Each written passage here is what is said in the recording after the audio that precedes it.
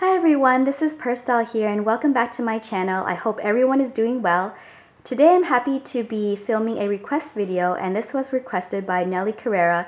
She has great ideas for videos, so thank you. And she wanted to know which handbags I regret. And I'm going to extend this further and talk about also handbags that I've grown out of. And maybe I'll list also handbags that I've almost bought or that I bought and quickly returned because I have some opinion about those bags as well. And hopefully through my reflections, it'll help you make decisions in your own handbag collection. And so let's get started. I just want to mention that I am filming in front of my computer screen right now. So if you see the computer glare, I apologize for that. I'm going to be talking about bags that I've sold, and because I'm talking about bags that I've sold, I obviously don't have them in front of me, but I do have the pictures. And so I want to talk about, through the handbags I've sold, what I, regret about it, and, just my thoughts on it. Okay, so the very first bag that I want to talk about is this one over here. This is the Marc Jacobs Baby Groovy bag in the black classic hue leather with the silver hardware. And this was my very first designer bag. When I got this bag, I was very thrilled and very impressed with the quality. The quality of it was above and beyond anything that I had owned before. The thickness of the leather, the weight of the hardware, the versatility of it was just amazing. It had two handles at the top that you could wear at the crook of your arm, and then it also has this long strap that you could wear as a shoulder strap and also as a crossbody if you had to. And this bag, I guess the functionality of it kind of reminds me of the Speedy B because, it has the two top handles and this long strap and this sort of structured middle part, but also very slouchy. And I just really, really love this bag. And the reason why I gave this bag up is because I started collecting other bags from other designers, and I was very enthusiastic about that.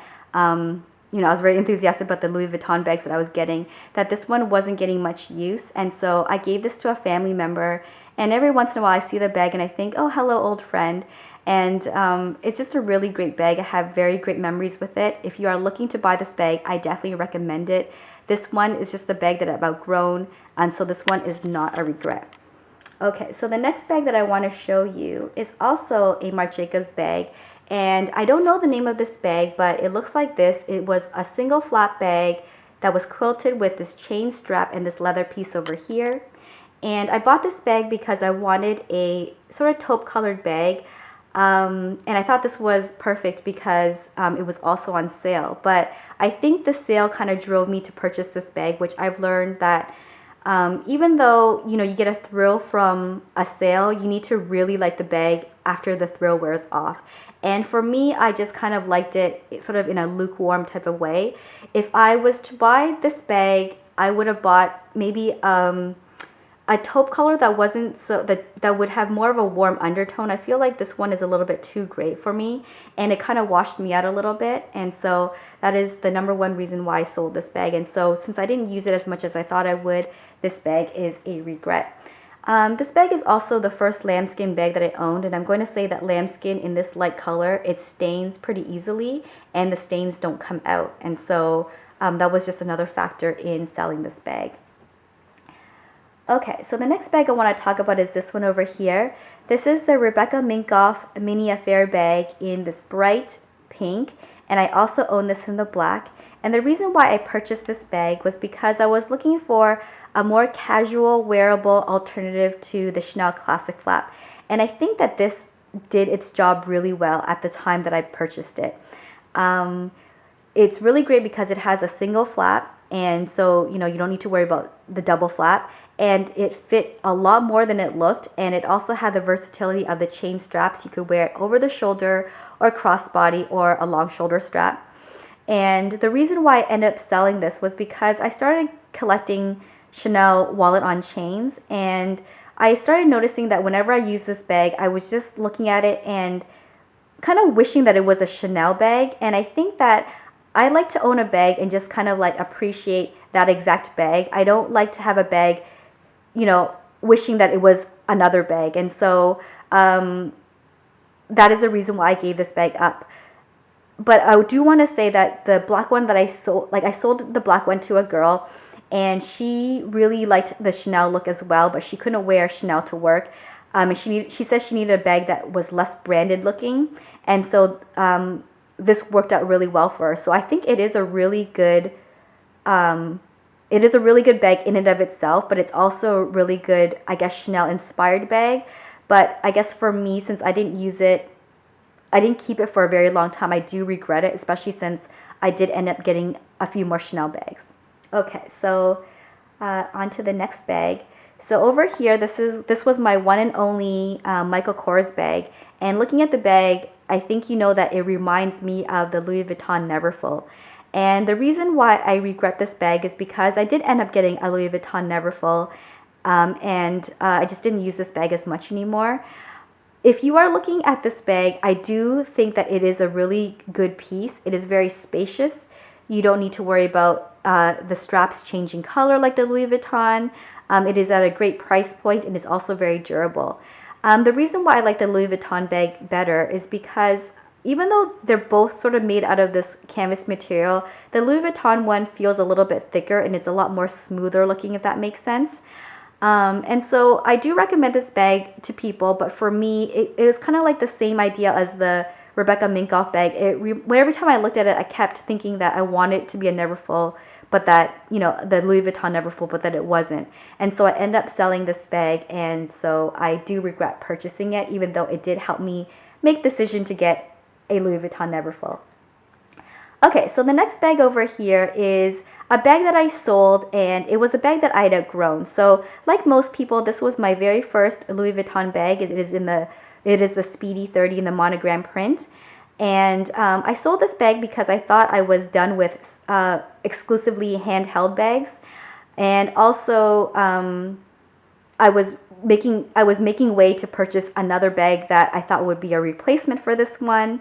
And also I started liking the Speedy 25 size, so this one's the 30.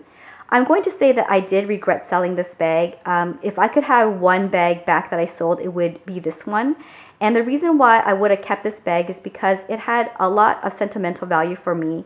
And when I sold the bag to the girl, I felt like I almost had to convince her to take the bag. And I felt like I undersold the bag because, you know, maybe she values it now, but at the time she wasn't really sure. And for me, I have pleasant memories of buying this bag at Saks Fifth Avenue in New York City. And even if I wasn't going to use it that much, I would have just liked to have kept it in my collection. So that's kind of a lesson learned, that if something is just really, really strong sentimentally, that it is worth keeping for a while. Okay, so the next bag that I sold is this one over here. This one is also a Speedy 30. This is in the Dami Eben print. And a part of me does kind of regret selling this one too. Not as much as the first one, but only because this particular piece was pristine. It was perfect. I did eventually get the Speedy 25 in this print in the bandolier version. So, you know, I'm happy with that bag. So this is fine. But I sold those two bags in order to get this one over here. And this is the Louis Vuitton Speedy 25 in the Empreinte leather in the tear color, size 25. And I bought this bag when it first came out. Louis Vuitton had this very beautiful, I guess, commercial advertisement of this particular bag. And if I can find it, I'll link the video down below. And it totally convinced me that I needed this bag. And this bag was going to replace all of my Speedies because it was going to be a brown bag, but it would have the benefit of having this crossbody shoulder strap. And at the time that I got it, I was very thrilled. I bought it on my birthday, and I think that it is a very handsome bag. It's very luxurious. Look at the zipper pulls. The imprinting on this bag is gorgeous. And since I bought it when it first came out, it was, I guess, compared to now, a really great price. But the reason why I sold this bag, and in a sense I regret buying this bag, is because it was such an expensive bag. And I thought it would replace my canvas bags, but even though they're all brown bags, they all give a different look.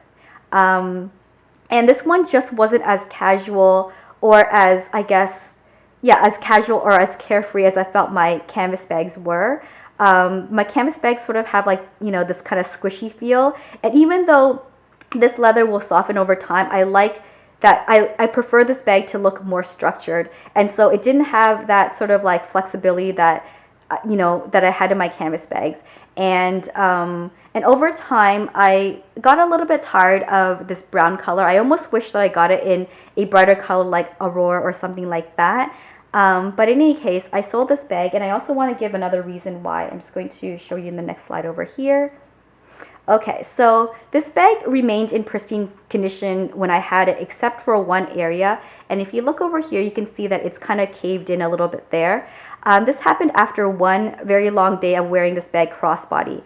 And if you want to avoid something like that happening on one side and not so much the other side, I would recommend using the top handles and maybe using it as a shoulder bag. But if you're going to use it crossbody, you should probably alternate the sides or alternate using, how you're handling the bag, because this happened after one day. I tried stuffing the bag, but it never, regained its original shape. I know some people are okay with it slouching and conforming to your body, and I guess over time I probably would have been okay with that as well. But it is something to watch out for in case you were thinking that this bag was just completely structured. It does slouch over time depending on how you wear it. And so that's the one side. So one side looked like this, and the other side looked like this, and the side looked like this. And so overall, I'd say I regret buying this bag because I didn't keep it for very long. And it was such an expensive bag that I wish that maybe I got a different color, and it didn't do its job of replacing the other two Speedies, because I eventually sold this bag and I bought the other two Speedies back, but in the size 25. Okay, so actually before I talk about this bag, I want to talk about this one over here. This is the Louis Vuitton Eva Clutch, and long story short, pretty much I sold this bag and I missed it so much that I bought it back. At the time that I sold it, I thought I regretted buying it because of this big plate here. I think I was convinced by others that scratching on the plate was just this horrible thing, but after I missed the bag so much, I realized that, if it gets scratched, it's okay, because it's never going to fall apart. And so this was a bag that I regret selling and I completely bought back. Okay, so the next bag I want to talk about is this one here. This is the Louis Vuitton Neverfull, the monogram in the size MM. And it's funny that I'm showing this bag because I also showed you the Michael Kors version, in which I sold, and I got this one instead. And I don't regret, I regret getting this bag in the sense that at the time that I bought it, this was the old version. And so the interior looked like this, which I think looks really great on a lot of people. But I think for me, I like to sometimes have a little bit of color in my bags. And so that Louis Vuitton makes colored interiors now, and I have the one in this very beautiful fuchsia color. And so I prefer that one. When I sold this bag, I regretted not getting the Eben version, because I thought, okay, then I don't need to worry about the patina process. And then I eventually got the Eben Neverfull, and I did repurchase this bag in the size in the PM size with the fuchsia interior, and I felt like this one was just a little bit plain looking with the beige interior. And at the time, I worried about the patina, but I'm not worried about it now. But overall, what I regret about it is that I guess it was nothing that I can control, but I regret it because it looked really plain against me. And then, but I do definitely recommend the bag to others. It's just that what I want to say is I prefer the colored interior, and I prefer, I pretty much prefer the colored interior. Okay, so the next bag that I want to talk about, it's kind of a long video here. I think the very last bag I want to talk about is this one over here. And I don't have a picture of my actual bag. Sorry about the screen flashing right now, but this is the Chanel wallet on chain, and this is the Savruga one. So it is in this pebbled leather that's not caviar leather. It's a little bit softer than caviar leather, and it's pretty much just plain and has the two CCs in the front and has silver hardware. And I bought this bag because I wanted I guess a smaller version of the classic flap, and I thought this would kind of do its job. And when I first bought my classic flap, I actually wanted a Chanel walk first, but then I couldn't find them anywhere. The one that I wanted wasn't anywhere, and so I eventually bought the Chanel classic flap. And then afterwards, I decided I still wanted the walk, and I got this one. But when I used it, I felt like it was a little bit too understated. So eventually I sold this bag, and luckily I was able to get the walk that I wanted last year, which is the quilted version with the gold hardware. And so I regret buying this bag because it didn't really satisfy my desire for a small Chanel quilted bag because it didn't have the quilts. Okay, so this video is getting a little bit long, so I think I'm going to stop over here. I know I also wanted to talk about bags that I almost bought and my reflections on those, but I think I'll save that for the next video. So please subscribe, and thank you so much for watching, especially this really long video. And thank you for all the kind comments that I've gotten. I'm open to, doing other requests, and if you have any specific questions, feel free to ask me. And that's it for now, and I'll talk to you next time. Bye.